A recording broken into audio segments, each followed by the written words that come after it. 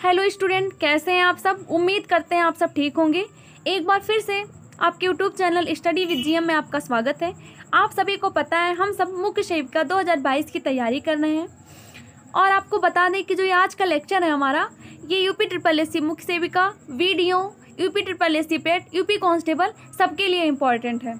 आधुनिक भारत के इतिहास से हम कुछ क्वेश्चन प्रीवियस वीडियो में सॉल्व करवा चुके हैं। अब हम और क्वेश्चन आपके लिए लेकर के आए हैं जो कि आपके एग्जाम के लिए बहुत ही इम्पोर्टेंट होगा। चलिए अपने आ जाते हैं अपने प्रश्नों पर। आज का हमारा जो पहला प्रश्न है वो है, अंग्रेजों के खिलाफ भारतीय सैनिकों द्वारा पहला बड़े पैमाने पर विद्रोह, वेल्लोर विद्रोह किस वर्ष हुआ था।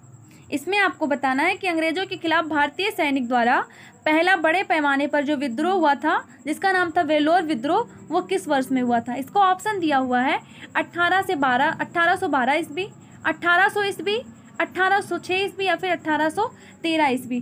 तो इस क्वेश्चन के अगर राइट आंसर की बात करेंगे तो इस क्वेश्चन का राइट आंसर हो जाएगा ऑप्शन सी 1806 ईस्वी। यानी कि जॉर्ज बारलो के शासनकाल में भारतीय सैनिक द्वारा पहला बड़े पैमाने पर वेल्लोर विद्रोह जो हुआ था 1806 ईस्वी में। अगर ये पूछ लेता है कि किसके शासन में हुआ था तो किसके शासन में, आप लोग नोट करते चलिएगा, जॉर्ज बारलो के शासन में। जॉर्ज बारलो के शासन में जो हुआ था ये विद्रोह हुआ था। और बता दें कि इस विद्रोह का जो मुख्य कारण था वो क्या था, सिपाहियों को उनके धार्मिक प्रतीक चिन्हों के प्रयोग से रोकना था। चलिए अगले प्रश्न पर आते हैं। अगला प्रश्न दिया हुआ है, मेरठ छावनी में 1857 के सैनिक विद्रोह की शुरुआत कब हुई थी। इसको ऑप्शन दिया हुआ है 8 मई 1857, 11 मई 1857, 10 मई 1857 या फिर 9 मई 1857। तो इस क्वेश्चन के अगर राइट आंसर की बात करेंगे तो इस क्वेश्चन का राइट आंसर हो जाएगा ऑप्शन सी 10 मई 1857। यानी मेरठ छावनी में 1857 के सैनिक विद्रोह की शुरुआत जो हुई थी वो 10 मई 1857 को हुई थी और ये इतिहास का आपका सबसे बड़ा विद्रोह माना जाता है जो कि आपका 1857 का विद्रोह है। चलिए अगले प्रश्न पर आते हैं। अगला प्रश्न दिया हुआ है, 1857 के सिपाही विद्रोह में सिपाहियों को किस कंपनी द्वारा बनाए गए कारतूसों पर आपत्ति थी। इसको ऑप्शन दिया हुआ है एटकिंस, एनफील्ड, रेमिंगटन या फिर विचेस्टर। तो इस क्वेश्चन के अगर राइट आंसर की बात करेंगे तो इसका ऑप्शन भी जो हो जाएगा वो सही हो जाएगा। अब आपको हम थोड़ा सा समझा देते हैं। 1857 का जो सिपाही विद्रोह हुआ था, आप सभी लोग सुने होंगे कि इतिहास का ये सबसे बड़ा विद्रोह या सबसे बड़ी क्रांति मानी जाती है जिसे सिपाही विद्रोह के नाम से भी जाना जाता है। तो इस घटना का जो कारण था वो था कि चर्बी लगे कारतूस का प्रयोग। तो हुआ क्या था कि लॉर्ड कैनिंग ने जो पुरानी कारतूसें उपयोग में लाई जा रही थी उसकी जगह पर नई एक कारतूस का प्रयोग किया जिसका नाम था एनफील्ड। तो एनफील्ड का जो प्रयोग किया तो उस समय उसका जो ये कारतूस लाया तो उसमें ये था कि कारतूस लगाने से पहले, यानी कि जो ये बंदूक आया, इसको आप बंदूक कर लिए, राइफल कह लीजिए, एनफील्ड राइफल आया, तो उसमें क्या था कि कारतूस लगाने से पहले दांत से खींचना पड़ता था। तो उस समय ये अफवाह फैली थी कि कारतूस में गाय और सूअर की चर्बी लगी है, जिसके बाद क्या हुआ कि हिंदू और मुसलमान दोनों भड़क उठे। क्योंकि जो हिंदू थे वो गाय की चर्बी लगी थी तो मुंह से नहीं उसे खींच सकते थे या फिर मुंह से नहीं खींच सकते थे, और जो मुसलमान थे वो सूअर की वजह से नहीं खींच सकते थे। तो क्या हुए कि हिंदू और मुसलमान दोनों भड़क पड़े और 1857 का विद्रोह जो हुआ वो शुरू हो गया। इसे सिपाही विद्रोह के नाम से भी जाना जाता है। ध्यान रखिएगा, ऐसा भी क्वेश्चन आपसे पूछ सकता है कि सिपाही विद्रोह किस वर्ष में हुआ था, तब भी आप क्या टिक करेंगे 1857। इसे ही सिपाही विद्रोह के नाम से भी जाना जाता है। चलिए अगले प्रश्न पर आते हैं। अगला प्रश्न दिया हुआ है कि 1857 के निम्न में से किसने 1857 के विद्रोह को विद्रोह नहीं कहा है। इसका ऑप्शन दिया हुआ है John Lawrence, Karl Marx, RC Majumdar या फिर सैयद अहमद खां।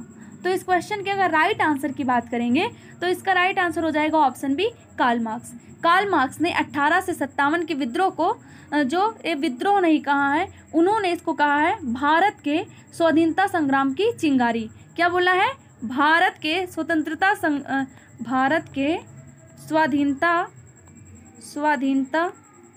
संग्राम की चिंगारी कहा है, संग्राम की चिंगारी कहा है इसे। चलिए अगले प्रश्न पर आते हैं। अगला प्रश्न दिया हुआ है कि 1857 के प्रथम स्वतंत्रता विद्रोह में भाग लेने वाली प्रसिद्ध महिला स्वतंत्रता सेनानी कौन थी? इसका ऑप्शन दिया हुआ है कस्तूरबा गांधी, भीकाजी कामा, सरोजनी नायडू या फिर बेगम हजरत महल। तो इस क्वेश्चन के अगर राइट आंसर की बात करेंगे तो इस क्वेश्चन का राइट आंसर हो जाएगा ऑप्शन डी, बेगम हजरत महल। बेगम हजरत महल ने 1857 के प्रथम स्वतंत्रता संग्राम में भाग लिया था और जो बेगम हजरत महल थी वो वाजिद अली शाह की पत्नी थी। किसकी? वाजिद अली शाह की जो थी, ये वाजिद अली शाह की पत्नी थी और उन्होंने लखनऊ में विद्रोह का नेतृत्व किया था। लखनऊ में क्या किया था? लखनऊ में विद्रोह का जो है वो नेतृत्व किया था। चलिए अगले प्रश्न पर आते हैं। अगला प्रश्न दिया हुआ है 1857 के विद्रोह के प्रसिद्ध नेता तात्या टोपे को अंग्रेजों ने कहाँ फांसी दी थी? इसमें से आपको ये बताना, देखिए आपका क्वेश्चन ये तैयार हो गया। अगर ऐसा क्वेश्चन पूछ लेता है कि 1857 के विद्रोह के प्रसिद्ध नेता कौन थे, ऐसे ऑप्शन दे देगा तो आप तात्या टोपे टिक कर सकते हैं। फिर इसमें यह पूछा गया है कि 1857 के विद्रोह के प्रसिद्ध नेता तात्या टोपे को अंग्रेजों ने कहाँ फांसी दी थी? इसका ऑप्शन दिया हुआ है झांसी, शिवपुरी, कानपुर या फिर सागर। तो इस क्वेश्चन के अगर राइट आंसर की बात करेंगे तो इसका ऑप्शन भी सही हो जाएगा, शिवपुरी।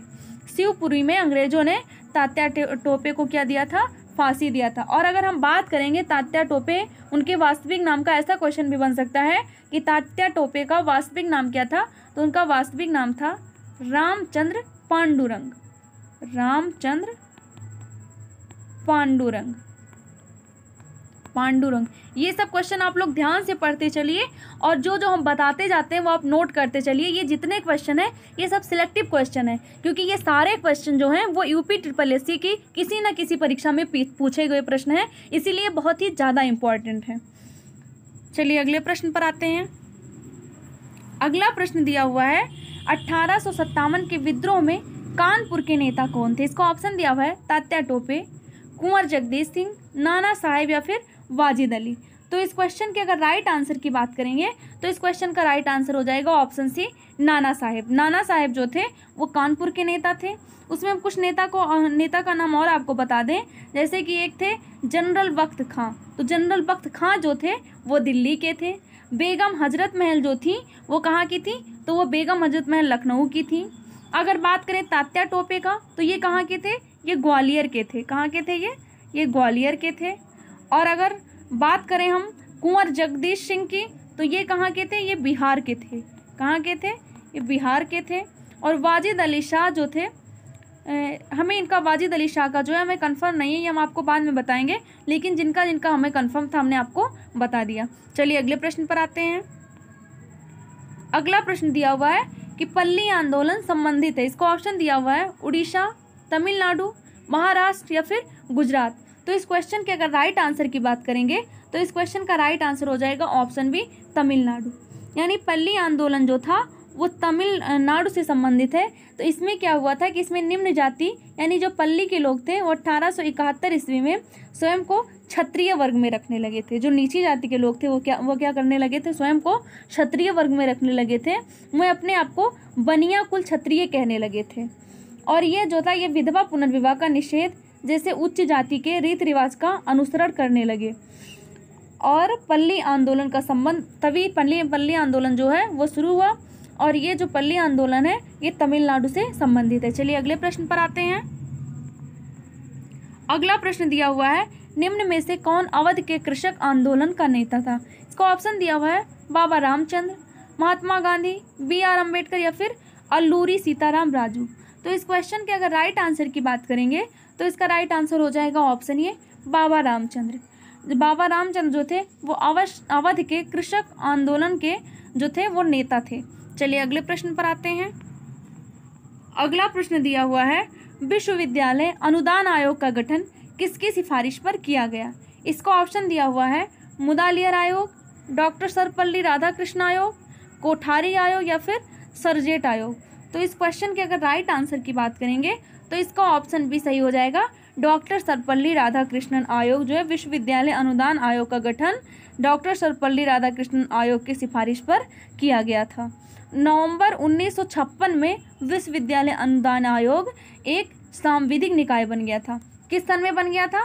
तो 1956 में जो है वो विश्वविद्यालय अनुदान आयोग जो था वो सांविधिक निकाय बन गया था। चलिए अगले प्रश्न पर आते हैं। अगला प्रश्न दिया हुआ है, हंटर आयोग ने किसके विकास पर अधिक बल दिया था? इसका ऑप्शन दिया हुआ है प्राथमिक शिक्षा, माध्यमिक शिक्षा, स्त्री शिक्षा या फिर तकनीकी शिक्षा।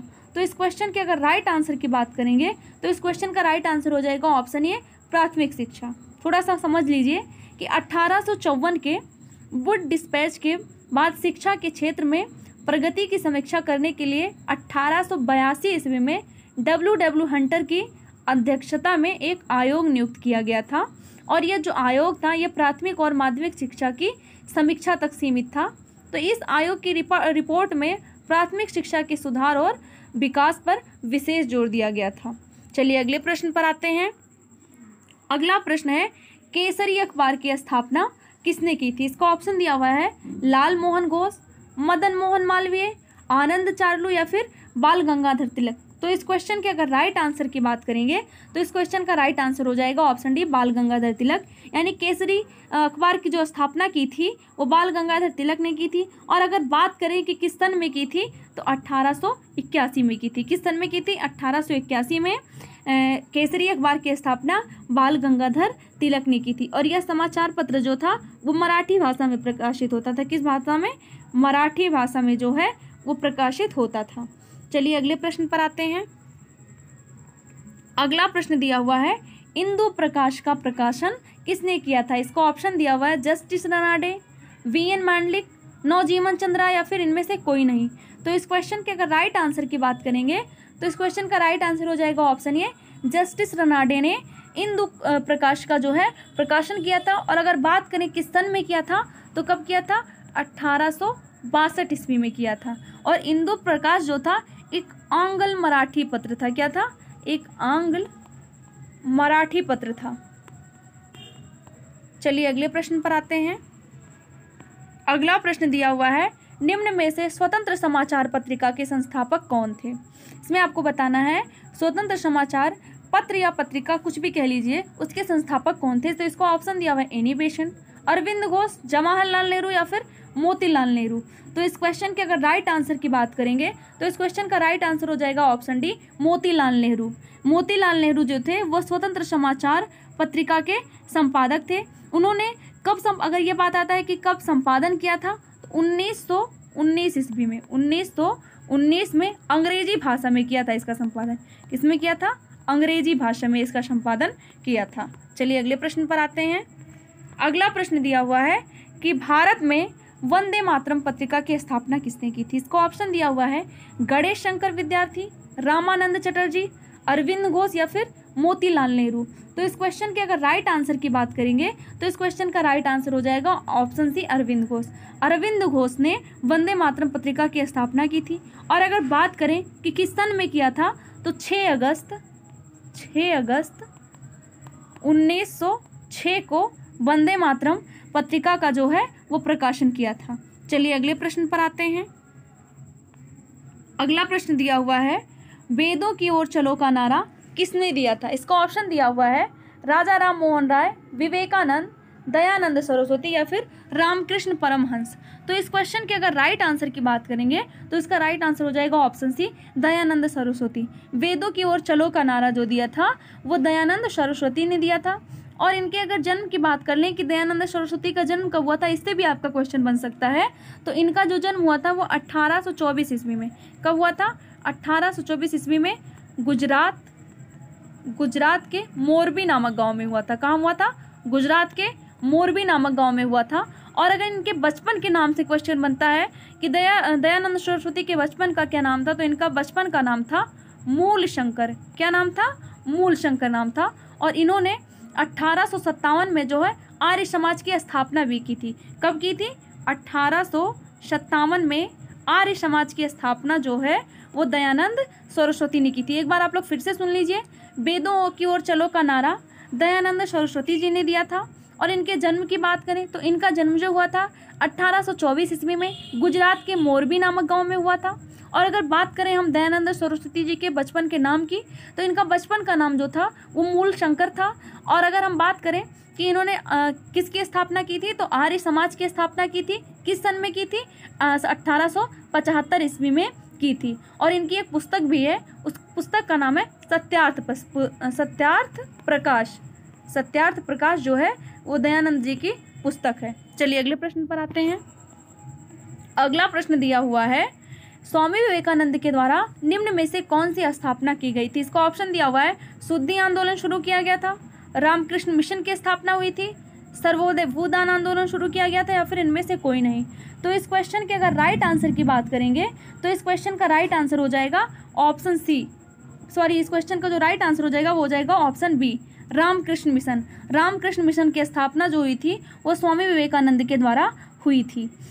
अगर इनके जन्म से क्वेश्चन बनता है विवेकानंद जी के, तो इनके जन्म की बात करेंगे तो इनका जन्म जो है वो 12 जनवरी 1863 ईस्वी को कहाँ हुआ था, कलकत्ता में हुआ था। और अगर इनके बचपन का नाम की बात आता है तो इनके बचपन का नाम था नरेंद्र नाथ दत्त का नाम था, नरेंद्र नाथ दत्त नाम था। एक बार फिर से सुन लीजिए, विवेकानंद जी का जन्म जो हुआ था वो 12 जनवरी 1863 को कलकत्ता में हुआ था। और इनके बचपन का जो नाम था वो क्या था, नरेंद्र नाथ दत्त था। और ये अगर बात करें कि किसके शिष्य थे, तो ये जो थे वो रामकृष्ण परमहंस जी के शिष्य थे। चलिए अगले प्रश्न पर आते हैं। अगला प्रश्न दिया हुआ है, 1795 और 1804 के बंगाल विनियमन अधिनियमों ने ... घोषित किया। यानी कि 1795 और 1804 के बंगाल विनियमन अधिनियमों ने किस चीज़ को, यानी किस प्रथा को या किसे भी अवैध घोषित किया। तो इसको ऑप्शन दिया हुआ, सती प्रथा को अवैध, कन्या हत्या को अवैध, या फिर विधवा पुनर्विवाह को अवैध, या फिर बाल विवाह को अवैध। तो इस क्वेश्चन के अगर राइट आंसर की बात करेंगे तो इस क्वेश्चन का राइट आंसर हो जाएगा ऑप्शन बी, कन्या हत्या को अवैध। 1795 और 1804 के बंगाल विनियमन अधिनियम ने कन्या हत्या को अवैध घोषित किया। क्या था पहले उस टाइम में, क्या था कि कन्या शिशु वध की प्रथा मूलतः राजपूतों में या उच्च वर्ग के बंगालियों में प्रचलित थी। यानी कि जो कन्याएं होती थी, किसी की बेटियां जब जन्म लेती थी तो उन्हें मार डालते थे।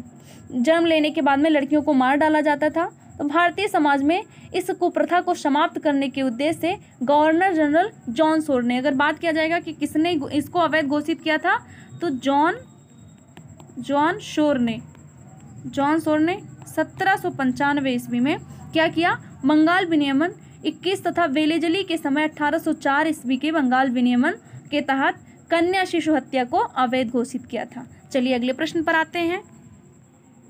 अगला प्रश्न दिया हुआ है, ब्रह्म समाज की स्थापना किसने की थी। इसको ऑप्शन दिया हुआ है, राजा राम मोहन राय, स्वामी दयानंद सरस्वती, केशव चंद्र सेन, या फिर स्वामी विवेकानंद। तो इस क्वेश्चन के अगर राइट आंसर की बात करेंगे तो इस क्वेश्चन का राइट आंसर हो जाएगा ऑप्शन ए, राजा राम मोहन राय। राजा राम मोहन राय ने ब्रह्म समाज की स्थापना की थी। और अगर बात करें कि इन्होंने कब किया था, तो कब किया था, 1828 ईस्वी में। 1828 ईस्वी में राजा राम मोहन राय ने ब्रह्म समाज की स्थापना की थी। अगले प्रश्न पर आते हैं। अगला प्रश्न है, मुक्त भारत समाज की स्थापना किसने की थी। इसको ऑप्शन दिया हुआ है, जी.के. गोखले, राजगोपालाचारी, वीर सावरकर, या फिर अरुणा आसफ अली। तो इस क्वेश्चन के अगर राइट आंसर की बात करेंगे तो इसका राइट आंसर हो जाएगा ऑप्शन सी, वीर सावरकर। मुक्त भारत समाज या फिर फ्री इंडिया सोसाइटी की जो स्थापना है वो वीर सावरकर ने की है। और अगर बात करें कि कब किया है, तो 1906 में, 1906 ईस्वी में वो लंदन गए थे और इसी दौरान इन्होंने इस संस्था की स्थापना की थी। चलिए अगले प्रश्न पर आते हैं। अगला प्रश्न दिया हुआ है, भारत में राष्ट्रगान को संविधान सभा द्वारा कब ग्रहण किया गया है। यहाँ पर थोड़ा टाइप करने में मिस्टेक हुआ है बच्चों, यहाँ का लिख गया है, यहाँ होना चाहिए कब ग्रहण किया गया था। इसको ऑप्शन दिया हुआ है, 15 अगस्त 1947, 26 जनवरी 1950, 1 जनवरी 1948, या फिर 24 जनवरी 1950। तो इस क्वेश्चन के अगर राइट आंसर की बात करेंगे तो इस क्वेश्चन का राइट आंसर हो जाएगा ऑप्शन डी, 24 जनवरी 1950। यानी भारत में राष्ट्रगान को संविधान सभा द्वारा 26 जनवरी 1950 को ग्रहण किया गया था, यानी कि अपनाया गया था। और अगर बात करें कि राष्ट्रगान के रचयिता कौन है, तो रविन्द्रनाथ टैगोर हैं। कौन है, रविन्द्रनाथ टैगोर जी जो हैं वो इसके रचयिता हैं। और सबसे पहले 27 दिसंबर 1911 को भारतीय राष्ट्रीय कांग्रेस जो है वो कलकत्ता अधिवेशन में गाया गया था। अगर ऐसा क्वेश्चन बनता है कि राष्ट्रगान जो है वो सबसे पहले कब गाया गया था, तो आप लिखेंगे 27 दिसंबर 1911, 27 दिसंबर 1911 को भारतीय राष्ट्रीय कांग्रेस के कलकत्ता अधिवेशन में जो है वो गाया गया था। और अगर ये क्वेश्चन आता है कि इसे गाने में कितना समय लगता है, यानी राष्ट्रगान को गाने में कितना समय लगता है, तो कितना लगता है 52 सेकेंड। 52 सेकेंड जो है इसे गाने में लगता है। और संविधान सभा द्वारा ये 24 जनवरी 1950 को जो है वो ग्रहण किया गया था या फिर अपनाया गया था। चलिए अगले प्रश्न पर आते हैं। अगला प्रश्न दिया हुआ है कि 1916 का लखनऊ समझौता महत्वपूर्ण था क्योंकि इसके बाद कांग्रेस ने किया। ये इसमें बताना है कि 1916 का जो लखनऊ समझौता था वो महत्वपूर्ण था। क्यों था? क्योंकि इसके बाद में कांग्रेस ने क्या ऐसा काम कर दिया था कि जिसके लिए वो महत्वपूर्ण हो गया था, ये बताना। इसको ऑप्शन दिया हुआ है मुस्लिम लीग के साथ गठबंधन, अंग्रेजों के साथ संधि, होम रूल लीग से अलगाव या फिर पूर्ण स्वराज्य की मांग। तो इस क्वेश्चन के अगर राइट आंसर की बात करेंगे तो इस क्वेश्चन का राइट आंसर हो जाएगा ऑप्शन ए, मुस्लिम लीग के साथ गठबंधन। यानी कि 1916 ईस्वी का जो लखनऊ समझौता था वो महत्वपूर्ण था क्योंकि क्या हुआ था कि इसके बाद में कांग्रेस ने मुस्लिम लीग के साथ गठबंधन किया था। चलिए अगले प्रश्न पर आते हैं। अगला प्रश्न दिया हुआ है महात्मा गांधी द्वारा भारतीय राष्ट्रीय कांग्रेस के कितने अधिवेशनों का सभापतित्व किया गया था? इसको ऑप्शन दिया हुआ है 3, 2, 1 या फिर इनमें से कोई नहीं। तो इस क्वेश्चन के अगर राइट आंसर की बात करेंगे तो इस क्वेश्चन का राइट आंसर हो जाएगा ऑप्शन सी यानी 1। आपको बता दें कि दिसंबर 1924 में, कब? दिसंबर 1924 में गांधी जी ने बेलगांव या बेलग्राम कांग्रेस अधिवेशन की अध्यक्षता की थी। कहाँ की? बेलगांव या फिर बेलग्राम की जो है वो अध्यक्षता की थी। और इसी अधिवेशन में स्वराजी नेता कांग्रेस के अभिन्न अंग के रूप में कांग्रेस के नेतृत्व में विधानमंडल में अपना काम करते रहेंगे, इस निर्णय को मंजूरी भी प्रदान की गई थी। चलिए अगले प्रश्न पर आते हैं। अगला प्रश्न दिया हुआ है सुभाष चंद्र बोस किस वर्ष में कांग्रेस पार्टी के अध्यक्ष बने थे? इसको ऑप्शन दिया हुआ है 1932 ईस्वी, 1938 ईस्वी, 1941 ईस्वी या फिर 1943 ईस्वी। तो इस क्वेश्चन के अगर राइट आंसर की बात करेंगे तो इस क्वेश्चन का राइट आंसर हो जाएगा ऑप्शन बी 1938 ईस्वी। यानी जो सुभाष चंद्र बोस जी थे वो वर्ष 1938 में वो क्या बने थे? कांग्रेस पार्टी के अध्यक्ष बने थे। और अगर बात किया जाए कि कहाँ के, तो हरिपुरा कांग्रेस अधिवेशन में। कहाँ के?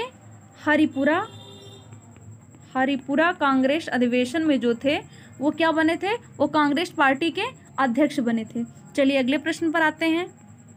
अगला प्रश्न दिया हुआ है भारतीय राष्ट्रीय कांग्रेस के अधिवेशन की सर्वप्रथम किस मुस्लिम ने अध्यक्षता की थी? इसका ऑप्शन दिया हुआ है लियाकत अली खान, सर सैयद अली खान, मौलाना आज़ाद या फिर बदरुद्दीन तैयबाजी। तो इस क्वेश्चन के अगर राइट आंसर की बात करेंगे तो इस क्वेश्चन का राइट आंसर हो जाएगा ऑप्शन डी बदरुद्दीन तैयबाजी। सर्वप्रथम बदरुद्दीन तैयबाजी ने 1887 ईस्वी में, कब? 1887 ईस्वी में भारतीय राष्ट्रीय कांग्रेस यानी मद्रास अधिवेशन की अध्यक्षता की थी। बच्चों, अगर आपको हमारा वीडियो पसंद आया हो तो हमारे वीडियो को लाइक करें और अगर आप हमारे चैनल पर नए हैं तो चैनल को सब्सक्राइब करें। और आपसे हम बता दें कि आप ये क्वेश्चन एक क्वेश्चन बहुत ध्यान से पढ़िए क्योंकि ये सारे क्वेश्चन जो हैं वो बिल्कुल सिलेक्टिव क्वेश्चन है। ये UP-SSC परीक्षा के किसी न किसी वर्ष में या फिर किसी न किसी परीक्षा में ज़रूर पूछे गए हैं। जितनी भी परीक्षाएँ जो होती हैं UP-SSC के अंतर्गत होती हैं।